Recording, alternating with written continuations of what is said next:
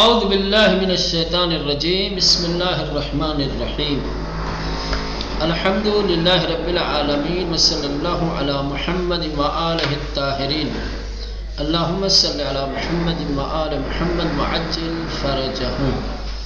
ہاں چلے گفتگو چل رہی تھی فرقے اسماعیلیہ کے سلسلے میں کہ اسماعیلیوں کے درمیان کتنے فرقے پائے جاتے ہیں، کتنے فرقوں میں تقسیم ہوئے، ان کے نام کیا ہیں، ان کے اعتقادات اور نظریات کیا ہیں۔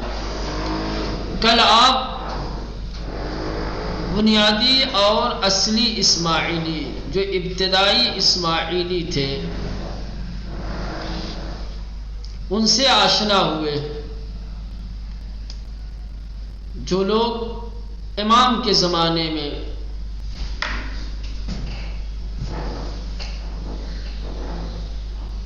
بنا میں اسماعیلی سامنے آئے تھے، ٹھیک، ان کے اعتقادات کیا تھے، نظریات کیا تھے، ان سب سے آشنا ہو چکے ہیں۔ دوسرا فرقہ اسماعیلیوں کا مبارکیہ، کیا ہے؟ مبارکیہ۔ یہ فرقہ پیروان مبارک غلام اسماعیل ابن جعفر میباشر، یہ چھٹے امام کے بیٹے اسماعیل کے غلام، یہ ان کے پیروکار ہیں، ان کو کہا جاتا ہے مبارکیہ۔ چھٹے امام کے بیٹے اسماعیل کے غلام تھے جسے مبارک کہا جاتا تھا، انہی کے جو پیروکار ہیں، مبارک کے جو لوگ پیروکار ہیں انہیں مبارکیہ کہا جاتا ہے۔ ان کا اعتقاد یہ ہے، یہ اس بات کے قائل ہیں کہ فرزند امام جعفر صادق اسماعیل باپ کی حیات میں ہی، اپنے باپ کی زندگی میں ہی دنیا سے گزر چکے ہیں۔ اگرچہ چھٹے امام جعفر صادق علیہ السلام کے بعد امامت کا حق اسماعیل کا تھا، لیکن اسماعیل اپنے باپ کے دور حیات میں ہی گزر گئے، لہذا اب ان کے بعد امامت اسماعیل کے بیٹے محمد کو ملے گی۔ سمجھ رہے ہیں؟ اس سے پہلے والے جو بنیادی اور اصیل اسماعیلی تھے وہ اسماعیل کی امامت کے قائل تھے، اور ان کا کہنا یہ تھا کہ اسماعیل کو موت نہیں آئی ہے، وہ غیبت میں گئے ہیں، ایک دن ظہور کریں گے۔ لیکن یہ جو مبارکیہ ہیں ان کا کہنا یہ ہے کہ اسماعیل اپنے باپ کے دور حیات میں انتقال کر گئے ہیں، اگر وہ زندہ ہوتے تو امام جعفر صادق کے بعد امام ہوتے، حق انہی کا تھا، لیکن خدا کے جو منظور تھا، خدا کا فیصلہ یہ تھا کہ باپ کی حیات میں انتقال کر جائے، چنانچہ باپ کے حیات میں وہ انتقال کر گئے، تو اب ان کے بعد امامت کا حق ان کے بیٹے محمد ابن اسماعیل کو ہے۔ ان فرقے پیروان مبارک یعنی یہ مبارکیہ، یہ جو فرقہ ہے یہ مبارک کے پیروکار ہے۔ غلام اسماعیل، یہ مبارک کون تھے؟ غلام اسماعیل ابن جعفر میباشر، یہ امام جعفر کے بیٹے اسماعیل کے غلام جس کا نام مبارک تھا اس کے پیروکار ہیں۔ چونکہ مبارک کے پیروکار ہیں اسی لیے ان کو مبارکیہ کہا جاتا ہے۔ اینان بمرگ اسماعیل، یہ جو مبارکیہ ہے یہ لوگ اسماعیل کی موت کے در زمان حیات پدر، باپ کی حیات اور زندگی میں اسماعیل کی موت کو قبول کرتے ہیں، اعتراف و اعتقاد دار معترف ہیں، اور معتقد ہیں، یہ لوگ اس بات کو قبول کرتے ہیں اور اس بات پر اعتقاد رکھتے ہیں کہ اسماعیل اپنے باپ کے زمانے میں ہی انتقال کر گئے، انہیں موت آ گئی، لذا معتقداً ہر چند امامت بس از جعفر ابن محمد الصادق حق اسماعیل بودے است، لہذا ان کا اعتقاد یہ ہے، کہتے ہیں کہ اگرچہ امامت جعفر ابن محمد الصادق، امام جعفر صادق کے بعد امامت اسماعیل کا حق تھا، اما چون وہ در زمان حیات پدر درگذشتے، چونکہ اسماعیل اپنے باپ کے دور حیات میں گزر گئے، انتقال کر گئے، امامت بے پسرش محمد ابن اسماعیل میرسد، لہذا امامت اسماعیل کے بیٹے محمد تک پہنچے گی۔ فرقہ مبارکیہ امامت، چلے تو اسماعیلیوں کا یہ مبارکیہ کا اعتقاد یہ ہے، وہ ایمان اس بات پہ رکھتے ہیں کہ امامت کو سوائے امام حسن مجتبی اور امام حسین علیہ السلام کے علاوہ کسی کی امامت کو جائز نہیں جانتے۔ امامت دو برادر جز برائے حسن ابن علی المجتبی و حسین ابن علی شہید جائز نمی دانت۔ یہ مبارکیہ امام حسن اور امام حسین ان دو بھائیوں کی امامت کے علاوہ کسی اور کے لیے امامت کو جائز نہیں سمجھتے۔ از ان رو چون بے امامت اسماعیل معتقد بودے اند، اسی وجہ سے چونکہ یہ اسماعیل کی امامت کے قائل تھے، پس از مرگ سائر فرزندان نے امام صادق را برائے تصدی امامت شائستہ نہ دانستہ اند۔ اسماعیل کے فوت ہو جانے کے بعد، اسماعیل کی موت ہو جانے کے بعد امام جعفر صادق علیہ السلام کے دوسرے جتنے بھی بیٹے تھے انہیں امامت کے لیے لائق اور مناسب نہیں جانتے۔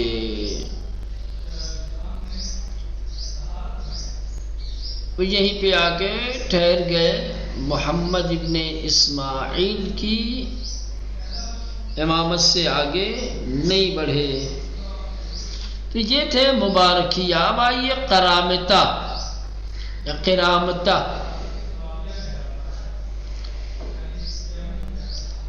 کرامتہ یہ ایک ایسا فرقہ ہے کہ جو خود مبارکیہ سے جدا ہوا ہے، مبارکیہ کی ایک شاخ ہے، یہ مبارکیہ سے نکلے ہوئے لوگ ہیں۔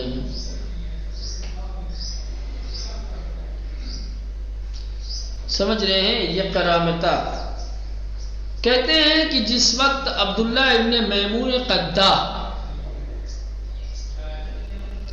بصرہ سے فرار کر کے سلمیہ آیا ہے، تو وہاں پر آنے کے بعد ایک عراقی شخص سے ملاقات ہوئی، اس سے آشنائی ہوئی، جس کا نام تھا حمدان ابن اشعث۔ اس کا قد بڑا چھوٹا تھا، قد چھوٹا ہونے کی وجہ سے، ہاتھ پیر چھوٹے ہونے کی وجہ سے اسے قرمط کہتے تھے۔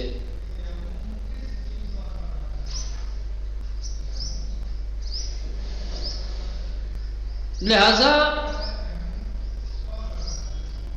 جب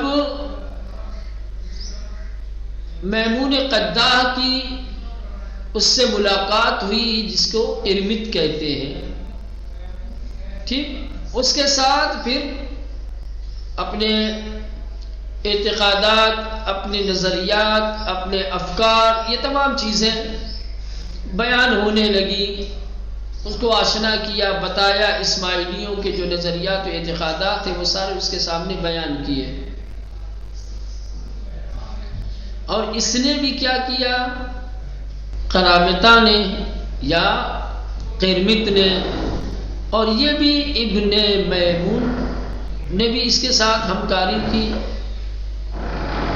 آپس میں دوست ہو گئے، رفیق ہو گئے، ٹھیک۔ ایک دوسرے کے نظریات سے آشنا ہوتے رہے. خاص طور سے ابن میمون نے اپنے اسماعیلی نظریات اور اعتقادات سے قرمط کو آشنا کرایا.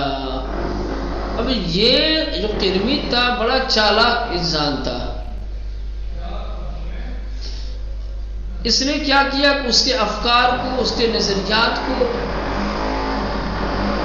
اپنے اندر جگہ دی، تھوڑا اس کی طرف رجحان پیدا کیا اور ابن میمون کے پیروکاروں میں شامل ہو گیا. ابن میمون کے پیروکاروں میں اس کے ہم خیال اور اس کے ہم اعتقاد لوگوں میں شامل ہونے کے بعد اسی قرمط نے ایک فرقے کو وجود دیا. اسی وجہ سے اس فرقے کو کرامتہ کہا جاتا ہے، ہمدان قرمط. اس کے بعد جب اس نے ایک فرقہ ایجاد کر دیا تو بڑی تیزی کے ساتھ اس نے دوسرے علاقوں میں ہاتھ پیر پھیلانا شروع کیا، اپنے اعتقادات اور نظریات دوسروں تک منتقل اور پہنچانے کی کوشش کی، اور کافی حمایتی اور طرفدار اور پیروکار بھی پیدا ہو گئے. چونکہ اس فرقے کی تشکیل میں سب سے بڑا ہاتھ اسی کا تھا، ہمدان قرمط کا. اسی وجہ سے اسے کرامتہ کہا جاتا ہے.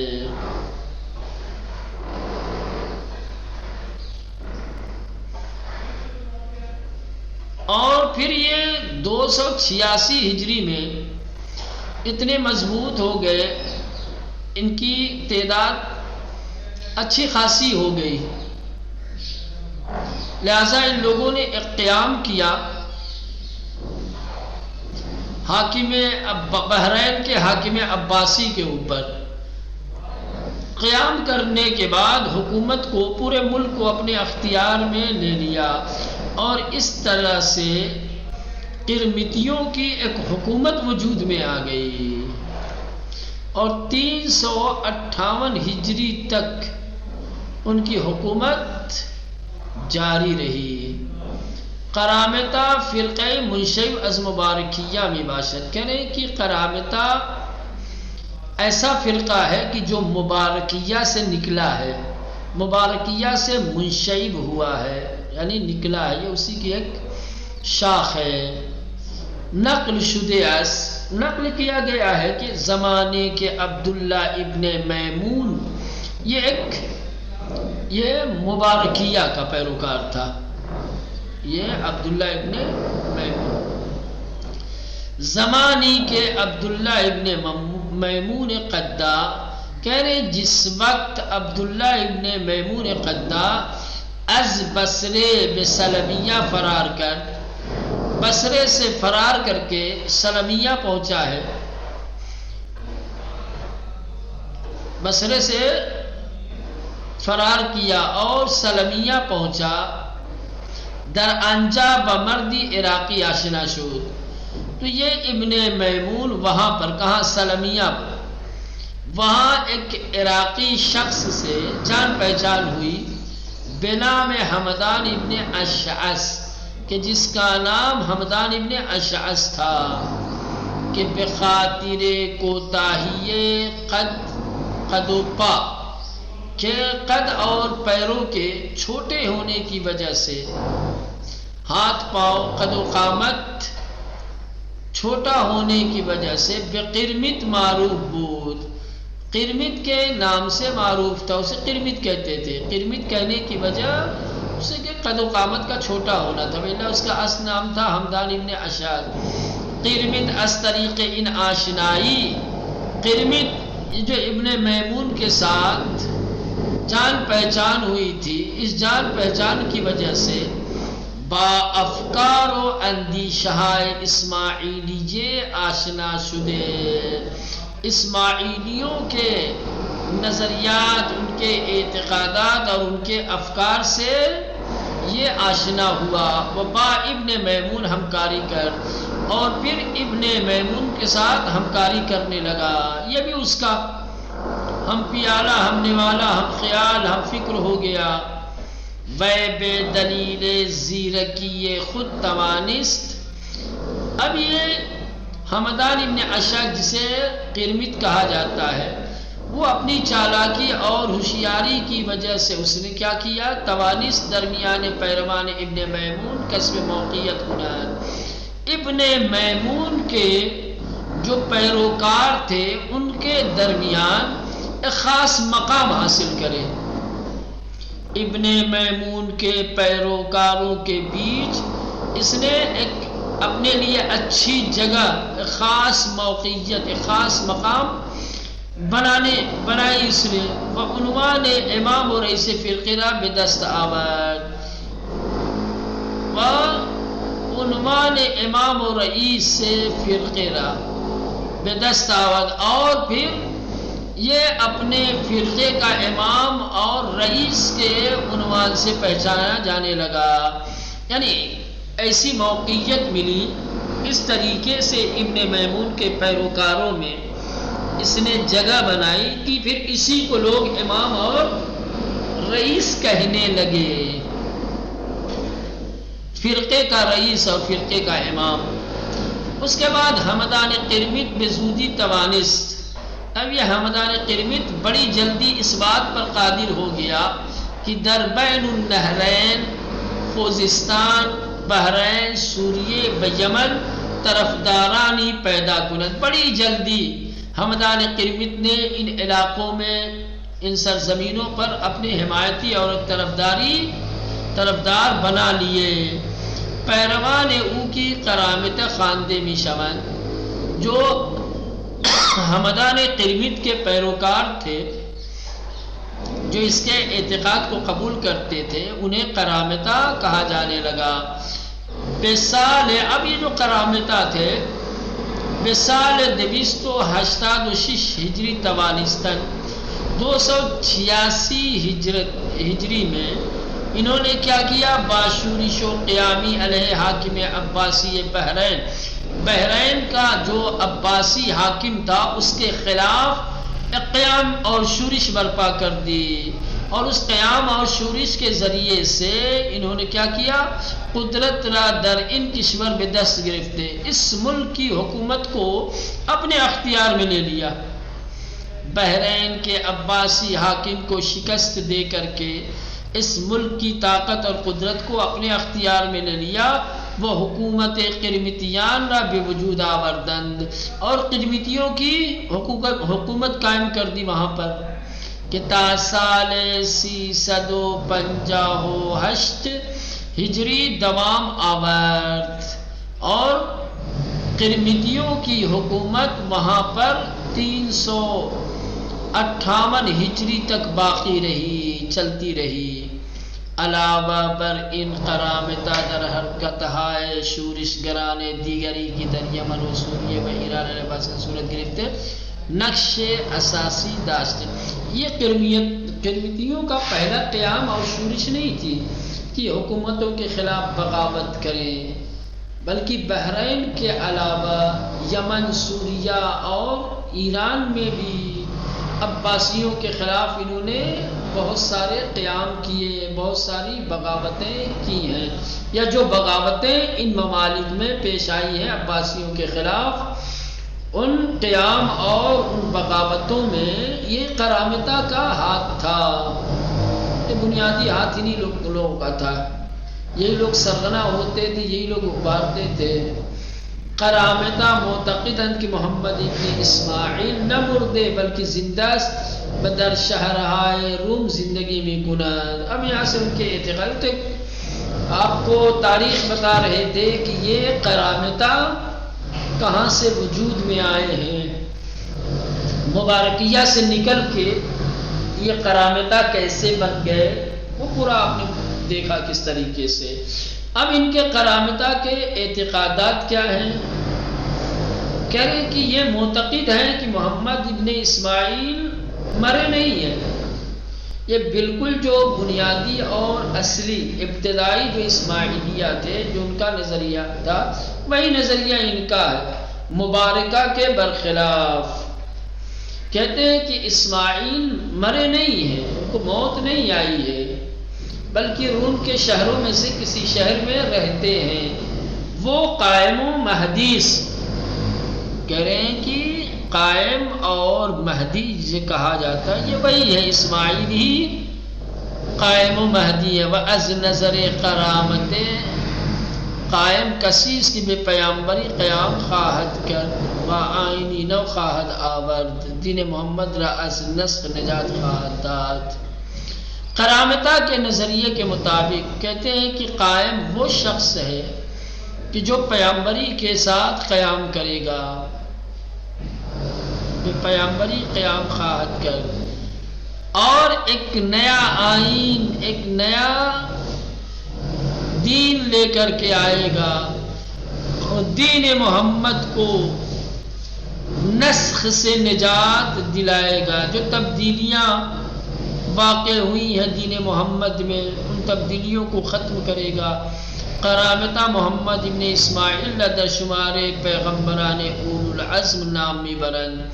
کہہ رہے کہ کرامتہ محمد ابن اسماعیل کو اولو العزم پیغمبروں میں شمار کرتے ہیں. جب اولو العزم پیغمبروں کا نام لیتے ہیں تو ان میں اسماعیل کو بھی شامل کرتے ہیں.